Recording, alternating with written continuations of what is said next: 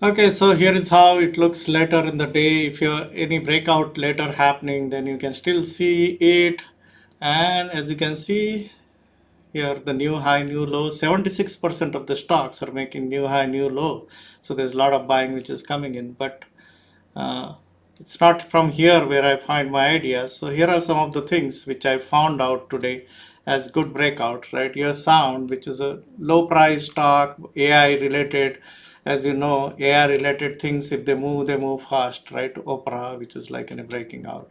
Yeah, Consol Energy, which is breaking out of this consolidation kind of a thing. Yeah, Alpha Metallurgical, again, then you have raise, which is like an after earnings slight pullback and then breaking out. You have YPF. MongoDB had earnings gapped up, did like go sideways, is now today making an attempt. Crowd, this is a very good breakout. This is the one which I have a position in basically because again, like in a stock had this leg, went sideways, breaking out for a possible another leg. GD, it's a high price stock, nice setup. Uber, that's another one which looks good, like they had here earnings and all, and then went sideways, breaking out with high volume today.